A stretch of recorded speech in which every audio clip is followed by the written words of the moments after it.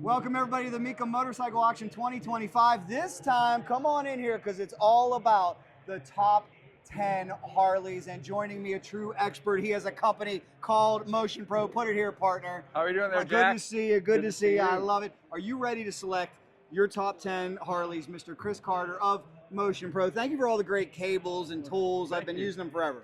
Well, good. That's how I got here. I love it. All right, So, well, let's do it. And hey, why don't we start with this one right here? Right. Does this make the top 10? In my opinion, it did. Yes. Yeah, it's 72 Harley-Davidson XR TT 750 Road Racer. Right. What's the story with this one, Chris? Well, the XR motors were originally developed for dirt track, and then they saw the potential, so they started building some road racers out of them. And as you know, Harley's had race-only motorcycles for a long time, the WRs, the KRs, and so on. And so this, in 72, this was the latest version of their racing bike. Beautiful. And they only built a few of these. There's some famous guys like Mark Brelsford and Cal Rayborn that raced these bikes. And what's unique about them, they used a lot of the components, not just American components. Cheriani forks, Fontana brakes, very special bikes, Japanese carburetors. So really unique for Harley to use all the best parts to build this bike. One of only 200 produced as well. Right, and there might only be 50 or so left. Good Lord. And that's what makes it oh so collectible. Right. And that's why it is on this list. Thank you very much. This is number 10, a 1972 Harley-Davidson race bike. All right, Chris, let's go find number 9. And we're walking to the way back section. So first off, what collection are we approaching here? This is the Urban Hirsch collection. And Urban passed away a few years ago, collected probably well over 200 motorcycles. He really loved the early bikes, the teens bikes, and he rode a lot of these bikes. But he's kind of all over the map. Like, you know, there's a Nimbus, which are made in the Netherlands. This is a Scots Flying Squirrel, some early BMWs. All right. A nice Harley-Davidson, I think it's a 1914. Is that number 9, or are we not? No, we're not to number 9 yet. All right, take me to number 9. I know he has carefully selected this. So awesome to have Chris Carter from Motion Pro along with us. And guys, let us know your picks, your list, your favorite Harleys down below. Compiling a top 10 here at Mecum is not easy, but that's what's great. It's subjective. Everybody's top 10. We've done top 10 Kawasaki's, top 10 Suzuki's, top 10 Hondas, but now Chris Carter's top 10 Harley-Davidsons. We're on our way to find number 9. This one's going to be a twofer, 8 and 9. I told you we're going way, way, way back because number 9 is a 1911 Harley-Davidson single, and number 8 is going to be a 1912 Harley-Davidson Model 7A single. Chris, I know that you got a couple years on me. You still look like a young man, but this is way before my time. Why did you pick these bikes? And my time too. And your time too. Jack. That's right. Well, this is when they're making the transition from bicycles to motorcycles. You know, these are single cylinder bikes. In fact, you notice they don't have a drive chain. They use a belt. And belts were used back in the old day to run machinery. So, but look at all the detail in these bikes, all hand painted. This is all painted by hand. So guys in the factory learn how to pinstripe, and they would do hundreds of fenders every day probably. Now, I do see a chain here with the pedals, so was this an option to also ride it as a bicycle? No, that's how you start the bike. That's now, how you start it? You pedaled it to get it going and engage the clutch, engage the belt to turn the motor over. Wow. We have come a long way, haven't we? And the gas and oil would go on this side, and back in those days, Jack, it was total lost oil. The oil would just run through the motor with a pump and drop on the ground. So you might get, you know, maybe 400 or 500 miles out of a quart of oil. Truly amazing. And then it looked like, I mean, they made some big changes from 1911 to 1912. Settle things, yeah. And also, I need to tell you about these tires. These clincher tires, there's an inner tube in there, but the air pressure holds it on the rim. You get a flat tire, the tire comes right off the rim. So you got to be on your game. I love it. It is Chris Carter's pick for the number 9 and the number 8 Harley-Davidson here. I love it. I got a question for you. We'll save the answer till we get to our next bike, but I want to know how you're able to verify total authenticity, being that these bikes are so old. But think about that for a second as we walk to number 8. I got a feeling we're going to look at another old one here. I'm sorry, number 7. Oh, and I was right. This is a 1914 Harley Davidson Twin. Very similar. We can tell you love your old Harleys. So let me lead off with that question. We unfortunately know in this market, there can be some guys out there that create knockoffs, copies, fakes. Right. Being that none of us were around in 1914, how is this stuff verified? Well, it's for me, listening to old timers that know these bikes, there'd be subtle things like and there's nothing wrong with it, like repopping these forks. On genuine ones, this angle here is sharp. Some of the aftermarket ones, it's curved. Those little subtle things like that, you know, only the select guys that really know these bikes know those things. And all the, up until 19, I think 18 or 20, they only use nickel plating. So if you see an early bike with chrome, it's wrong. So there's just, and now the last year, we talked about pedals before, to start the bike. This bike has a 3-speed transmission. This is the first year they actually had a transmission behind the engine. Prior to that, they might have a 2-speed in the rear end, almost like the old bicycle. You put the bike in the high and the low gear. So this is very unique in that Harley was the first production company that put a transmission behind the engine, and it's a 3-speed. So you still use the pedals to start it.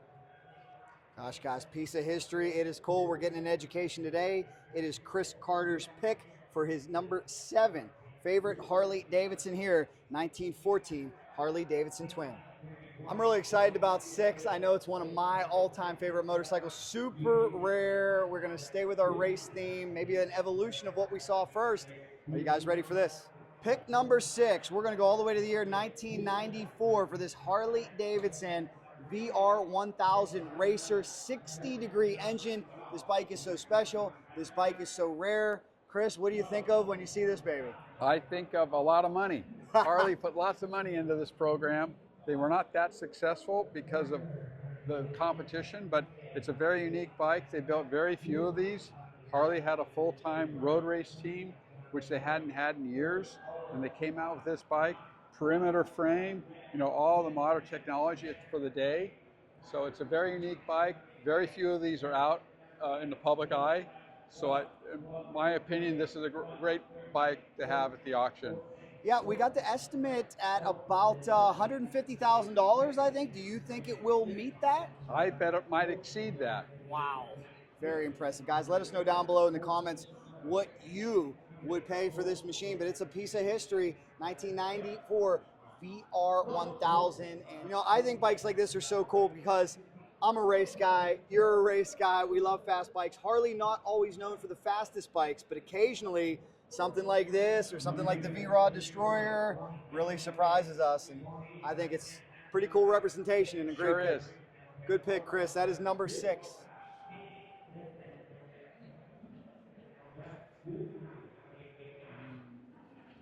We're mixing it all up, and that's what's great about this list. We're going way back for pick number 5. It is in 1920. Harley-Davidson WF Sport Twin. Less than 5,000 of these ever made, and what's really unique and special, take a look at the engine, Chris. A lot to talk about here on this one. Why'd you pick this one for number 5? Well, it's a boxer style engine, front and rear cylinders. You see there's a carburetor here, and traditionally Harley's always known for a V-twin. But look at, there's a barrel here and a barrel in the back. And so it's so unique.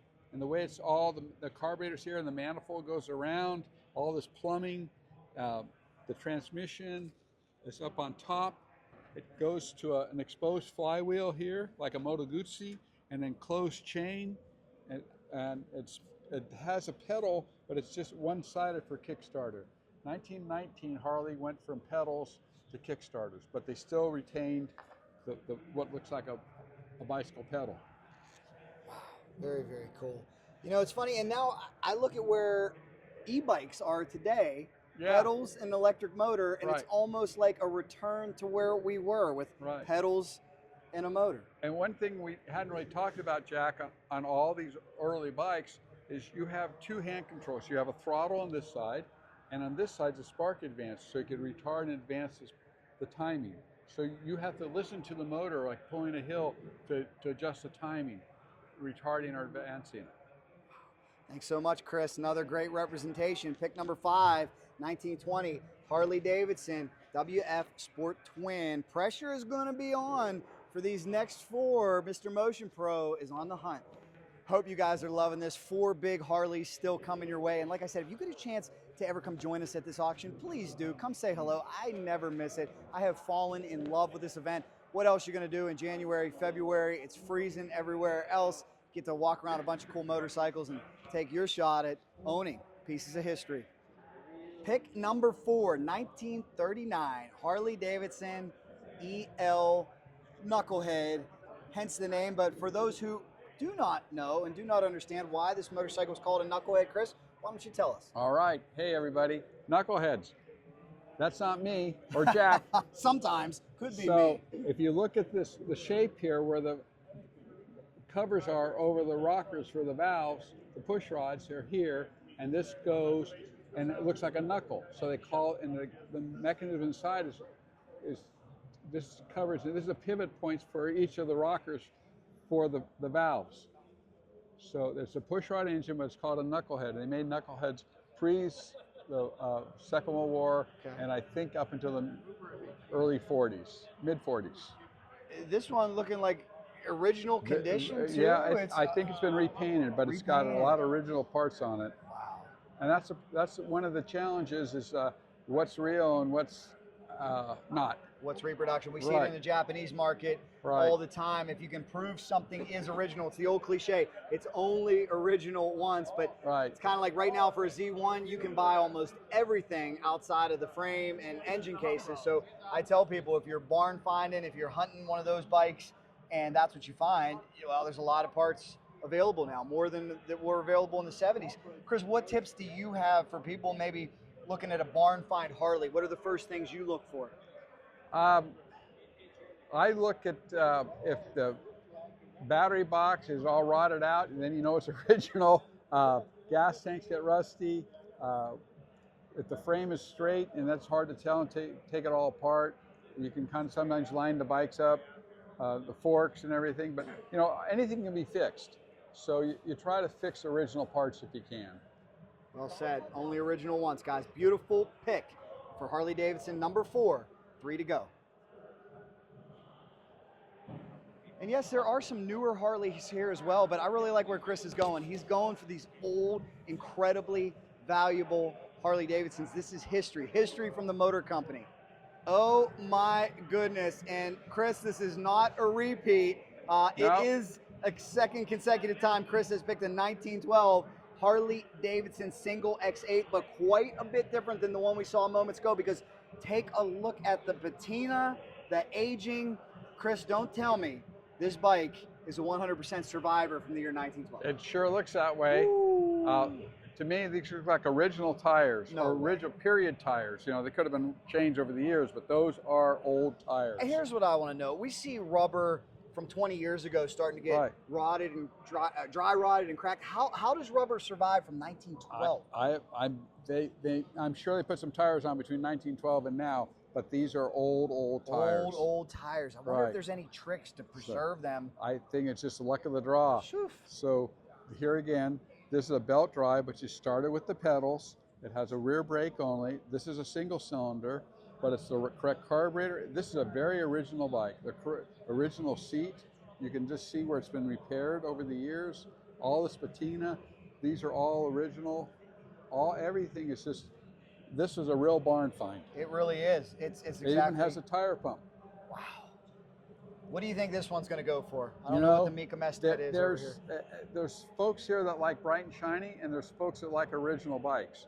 This will probably go over $100,000. I think this will be much more valuable than the one that's restored, and that is interesting because let's say a museum or a bar, somebody was going to buy one, they would probably lean towards the restored jewelry, but the historian wants it's even more rare when it's in this condition because, again, that cliche, it's only original one. So Chris, let me ask you, if you could have one sitting in the showroom of Motion Pro, would you go with restored or unrestored original? Well, for me, I'd love to have an unrestored that belonged to some famous racer, but that's me. That's you. Well, maybe this one could be yours. Could Motion Pro potentially be in on this one? I don't think so. We're gonna have to talk to the accountant, make a call, and see what happens. We'll look at the Mecum estimate on this one. I think it's expected to go well into the six figures, as Chris said. It is pick number 3, a 1912 Harley-Davidson Single X8. When I come here and I hear a Harley expert like Chris Carter say, I've never seen one of these before, you know it's going to be on the list. Number 2 is a 1941 Harley-Davidson TA Knucklehead trike. My goodness, Chris, if you've never seen one, what's the story here? I don't know the real story, to tell you the truth, Jack. I mean, this thing's so rare, in my opinion. I mean, we thought three-wheelers are all Japanese, other than, you know, the service cars. And service cars were designed for gas station work, but this is a knucklehead. I mean, guys would kill for that knucklehead motor, but this thing is so rare. Look at those big tires, the flotation tires. This thing's unbelievable, but it's the same deal. It's got a throttle here and a spark advance. It's got, the front brake is on this side. That would take some getting used to, Yeah, huh? well, back then. But yeah, it's just extra large gas tanks. You know, this is totally unbelievable. Looks like it's totally unrestored, real original bike. It's awesome. We'll have to see what the tag says here too. If it was involved in combat, it is one of only 18 produced, only 7 known to still exist. That's probably why you haven't seen them. 2-in-1 exhaust, 3-speed transmission, 3-speed transmission, tank side hand shift, Dana 44 rear axle, shaft final drive, steel fuel tank fenders, 68 cubic inches, matching split case numbers. And that's where it's so important to get those matching numbers. To yeah, it's so rare, Jack. I mean, just unbelievable. Didn't know the thing existed. Unbelievable, guys. Let's go find number 1. Number 2. Original Suzuki Hayabusa.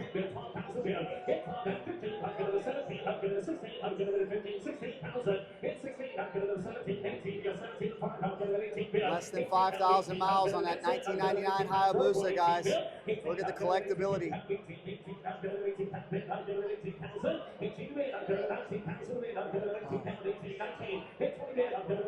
Still going.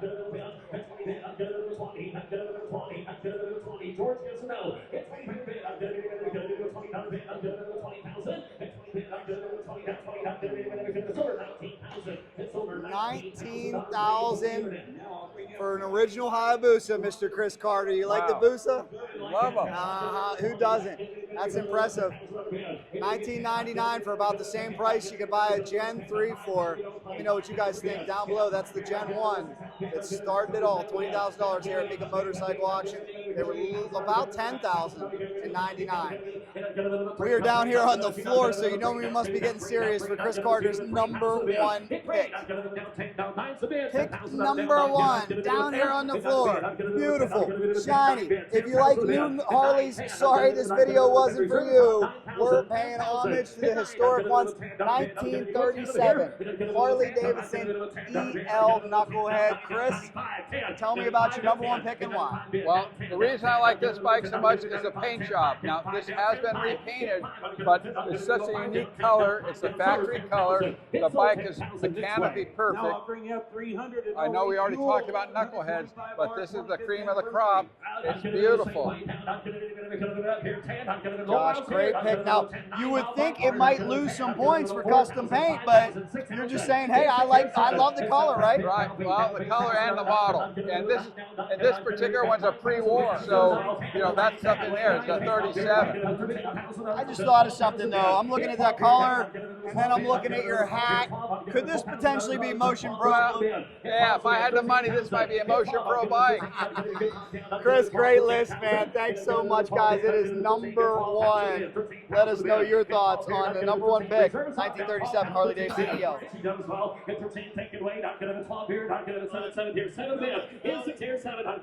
You know, Chris Carter picked it as number 1.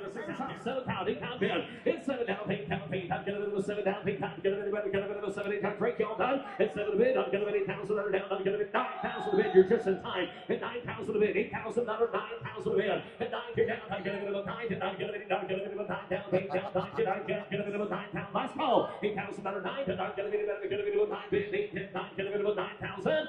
So, 2 from the Mitchell collection, a Well, Chris, that was a lot of fun. Thank you so much. I really appreciate it. If anybody wants more information about you or Motion Pro, where can they go? MotionPro.com. I love it. Keep it twisted. Thanks a lot, Chris. You are the man. Before we go here, I'll give you some bonus picks, guys. How about a 1940 Harley-Davidson custom chopper? Look at this thing. Is this crazy? Is this wild or what? We don't see choppers bring in a whole lot of money here, but you never know with this one. It'll go off on Saturday. They're estimating between $45,000, $60,000.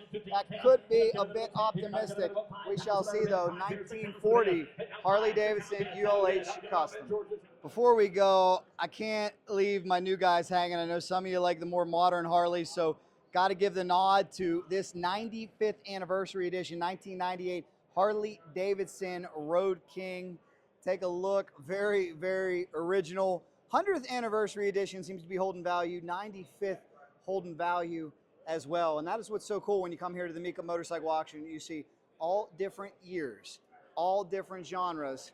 This one, the 95th anniversary version. We'll go back 10 years from our previous bike, 85th anniversary edition, 1988 Springer Softail. Good long line of Harley-Davidsons here, ready to hit the auction block. Like I said, if you've ever had any of these Harleys, if you've ever ridden any of these Harleys, I want to hear about it down below. And guys, we'll bring it home with this 1953 Harley-Davidson Model K. I told you, you see it all here. Well, again, please leave me your thoughts, your comments down below. I want to know your favorite Harley-Davidson of all time. What's your list look like? And get here next year if you can and see us in person. Thanks so much. Thanks to Chris Carter from Motion Pro. Really appreciate all of his input. Those are some great old Harleys. Check out all of our coverage from Mecum. We did the top 10 Kawasaki's, Hondas, Suzuki's, plus a whole lot more. If you like this video, here's another one for you. Subscribe right in the middle. And you know if there's anything fast or classic motorcycles, Cycle Drag is in.